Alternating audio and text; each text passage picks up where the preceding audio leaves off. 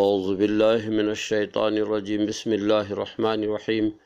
ان اللہ ملائکۃ یصلون علی النبی یا ایھا الذین آمنوا صلوا علیہ وسلموا تسلیما اللہم صل علی سیدنا مولانا محمد وعلی آل سیدنا مولانا محمد وبارک وسلم صلوا علیہ صلاۃ وسلاما علیک یا سیدی یا رسول اللہ صلی اللہ تعالی علیہ وسلم۔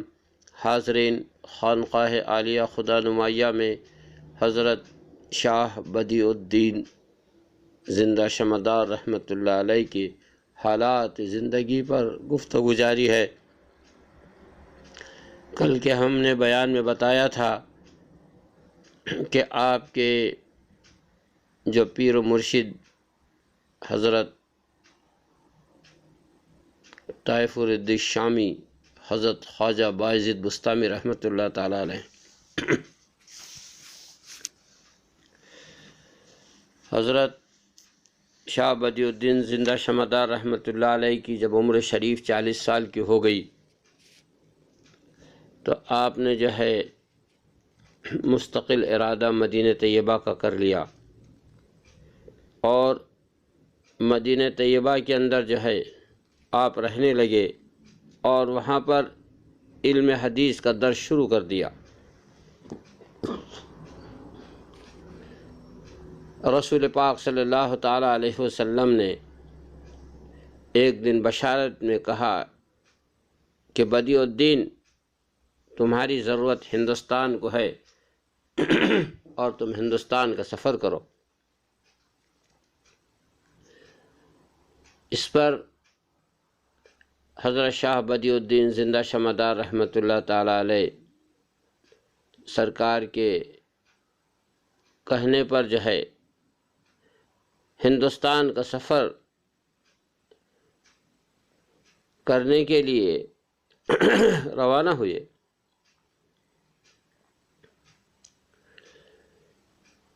حضرت شاہ بدیع الدین زندہ شمدار رحمۃ اللہ تعالی علیہ کا ہندوستان سے حجاز کی طرف 7 مرتبہ سفر ہوا۔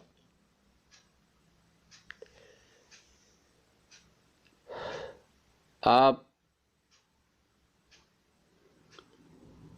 رسول پاک صلی اللہ علیہ وسلم کا حکم پا کر جب ہندوستان کا سفر کرے تو ایک کشتی میں سوار ہو گئے، اور آپ کو ہندوستان جو بھیجا جا رہا تھا وہ دین الہی کو، اللہ کے دین کو اللہ کے بندوں تک پہنچانے کے لیے بھیجا جا رہا تھا، اور اللہ تبارک و تعالی اپنے محبوب بندوں میں سے جن بندوں کو اس خدمت کے لیے چن لیتا ہے ان سے یہ خدمت لیتا ہے۔ حضرت کشتی میں سوار ہیں، اس کشتی میں سب یہود اور نصارہ موجود ہیں، یہ اکیلے جو ہیں اہل ایمان ہیں، اکیلے مسلمان ہیں۔ آپ نے اللہ تبارک و تعالیٰ کی وحدانیت اور رسول پاک صلی اللہ علیہ وسلم کی رسالت کا درس اس کشتی کے لوگوں پر شروع کیا۔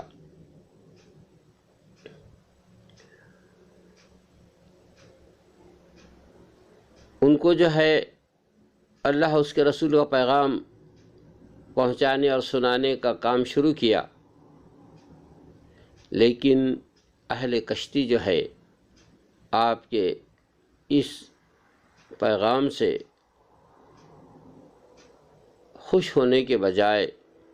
ناراض ہو گئے، اور حضرت شاہ بدیع الدین زندہ شاہ رحمۃ اللہ تعالی علیہ کی بہت تذلیل کی، آپ کو ذلت پہنچائی۔ اس پر حضرت شاہ بدیع الدین زندہ شمدار رحمۃ اللہ علیہ خاموش رہے، اس کا کوئی جواب نہیں دیا۔ لیکن اللہ تبارک و تعالیٰ خاموش نہ رہا۔ اللہ تبارک و تعالیٰ کو اپنے ولی کی یہ توہین اور یہ تقہیر پسند نہیں آئی، اللہ تبارک و تعالیٰ نے جو ہے سمندر کے اندر جو ہے انقلاب برپا کیا اور کشتی ہچکلے کھانے لگی اور ٹوٹنے کے قریب تھی کہ ملاح نے کہا کشتی ٹوٹنے والی ہے اور تم لوگ جو ہے اپنے جو ہے بچنے کا کیا راستہ نکال سکتے ہو نکال لو۔ بالآخر موجوں کے تھپیڑوں نے کشتی کو توڑ دیا۔ حضرت شاہ بدیع الدین زندہ شمعدار رحمۃ اللہ علیہ اس کشتی کے ایک تختے پر جو بیٹھے تھے اسی پر بیٹھے رہے اور وہ کشتی کا ٹکڑا جو ہے چلتا رہا چلتا رہا چلتا رہا، یہاں تک کہ جو ہے ملک ہندوستان میں جو کھمبات، گجرات میں جو کھمبات ہے، تو کھمبات کے مقام پر جو ہے جا کر کے جو ہے یہ کشتی کا جو ہے تختہ جا کر کے رکا اور حضرت شاہ بدیع الدین زندہ شمعدار رحمۃ اللہ تعالیٰ علیہ کی اللہ تبارک و تعالیٰ نے اس طرح سے حفاظت فرمائی اور آپ جو ہے خیر اور سلامتی کے ساتھ اللہ کی حفظ و امان میں جو ہے کھمبات تک پہنچ گئے۔ جو کھمبات کا جو ہے ایک گاؤں ہے، بندرگاہ ہے، ساحل ہے، جس کا نام ساور کنڈلا ہے، تو ساور کنڈلا پر جا کے آپ اتر گئے اور اترنے کے بعد دیکھا کہ دو شخص وہاں کھڑے ہوئے ہیں اور آپ کے انتظار میں ہیں۔ آپ تختے سے جب کنارے پر آئے تو وہ دونوں نے آپ کو سلام کیا اور کہا کہ چلیے آپ کا انتظار ہو رہا ہے۔ یہ دو شخصوں نے آپ کو لے کر گئے اور ایک بہترین جو ہے محل تھا اور اس میں ایک تخت بچھا ہوا تھا اور اس تخت کے اوپر جو ہے دو شخص بیٹھے ہوئے تھے جن کی پیشانیاں آفتاب کی طرح سے روشن اور چمکدار تھی۔ آپ ان کے قریب گئے، سلام کیا، جواب ملا، کہا کہ بدیع الدین تم کو یہیں پر رہنا ہے مستقل طور پر ہندوستان میں، ہم نے تمہارے لیے جو ہے ہندوستان کو منتخب کیا ہے۔ تو حضرت شاہ بدیع الدین زندہ شمعدار رحمۃ اللہ علیہ نے عرض کیا کہ حضور میں یہاں رہ کر کے کیا کھاؤں گا اور کیا پہنوں گا؟ یہاں پر تو میرے لیے کوئی اسباب نہیں ہیں۔ تو رسول پاک صلی اللہ تعالیٰ علیہ وسلم، وہ جو دو شخص تھے، وہ ایک رسول پاک صلی اللہ علیہ وسلم تھے اور دوسرے حضرت سیدنا علی مرتضیٰ شیر خدا تھے۔ رسول پاک صلی اللہ تعالیٰ علیہ وسلم نے ایک تشت نکالا اور اس میں جو ہے دو چیزیں موجود تھی، ایک جنت کا طعام ملکوتی تھا اور دوسرا ایک جنتی، ایک حلہ جنتی تھا جس کو جبہ جنتی بھی کہا جائے گا۔ تو جو طعام ملکوتی تھا، رسول پاک صلی اللہ علیہ وسلم نے کہا کہ لو اسے کھا لو۔ آپ نے تناول کیا، اس کے بعد میں جو ہے ایک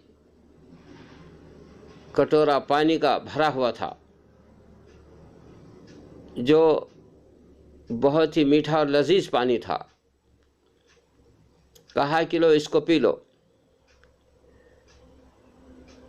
تو یہ جو پانی تھا جنتی پانی کوثر تھا، کوثر کی نہر کا پانی تھا۔ حضرت شاہ بدیع الدین زندہ شمدار رحمۃ اللہ علیہ نے جو ہے وہ طعام ملکوتی جنتی کھایا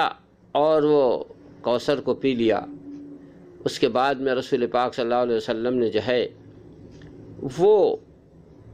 حلہ جنتی، جبہ جنتی آپ کو پہنا دیا اور ارشاد فرمایا کہ بدیع الدین اب تم کو زندگی میں کبھی کھانے کی حاجت اور ضرورت نہیں ہوگی، اور نہ پینے کی ضرورت ہوگی، اور نہ کپڑا پہننے کی ضرورت ہوگی۔ یہ وہ کپڑا ہے جو نہ تو میلا ہوگا اور نہ کبھی پھٹے گا۔ اس کے بعد رسول پاک صلی اللہ تعالیٰ علیہ وسلم اور سیدنا علی مرتضیٰ شیر خدا رضی اللہ تعالیٰ عنہ نے جو ہے آپ کو وہاں چھوڑ کے اپنے جو ہے مقام پر پہنچے۔ حضرت شاہ بدیع الدین زندہ شمدار رحمۃ اللہ علیہ کا پہلا سفر ہندوستان کا کھمبات میں رہا، اور کھمبات میں آپ کئی سال تک کے رہے۔ آپ کے اعتکافات، آپ کی مجاہدات، تو آپ کو جو ہے جب کہ چرچے لوگوں میں پھیلے، لوگوں میں آپ کی جب شہرت ہو گئی، تو ہندوستان کے جو لوگ تھے وہ آپ سے دعائیں لینے کے لیے، علاقے کے لوگ آپ سے جو ہے دعائیں حاصل کرنے کے لیے آپ کے پاس پہنچتے تھے۔ اور کچھ لوگ ایسے بھی تھے جو حضرت شاہ بدیع الدین زندہ شمدار رحمۃ اللہ علیہ کو آزمانے کے لیے آتے تھے، تو آزمائش کے لیے بھی آتے تھے۔